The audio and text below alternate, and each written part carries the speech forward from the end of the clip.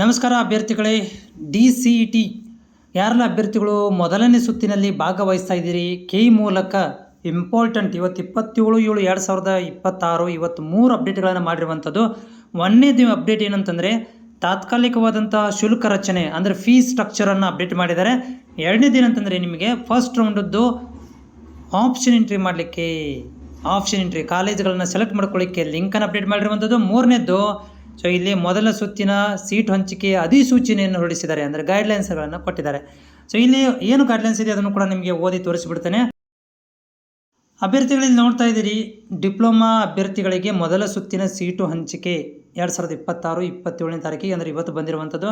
ಇಲ್ಲಿ ಇವರೇನು ಹೇಳಾಕುಂತಾರೆ ಅಂತಂದರೆ ನಿಮ್ಮಗಳಿಗೆ 2026ನೇ ಸಾಲಿನಲ್ಲಿ ಡಿಪ್ಲೊಮಾ ಅಭ್ಯರ್ಥಿಗಳಿಗೆ ಲ್ಯಾಟರಿ ಎಂಟ್ರಿ ಇಂಜಿನಿಯರಿಂಗ್ ಪ್ರವೇಶಾತಿಗೆ ಮೊದಲ ಸುತ್ತಿನ ಸೀಟು ಹಂಚಿಕೆ ವೇಳಾಪಟ್ಟಿ ಪ್ರಕಟಿಸಲಾಗಿತ್ತು. ಆಲ್ರೆಡಿ ನಾವು ದಿನಾಂಕಗಳನ್ನು ಮತ್ತು ವೇಳಾಪಟ್ಟಿನ ಕೊಟ್ಟಿದ್ವಿ.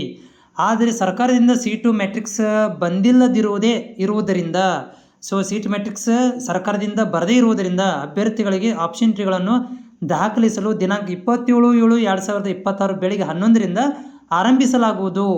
ಸೀಟ್ ಮ್ಯಾಟ್ರಿಕ್ಸ್ ಮತ್ತು ಶುಲ್ಕದ ವಿವರಗಳನ್ನು ಸದ್ಯದಲ್ಲೇ ಪ್ರಕಟಿಸಲಾಗುವುದು.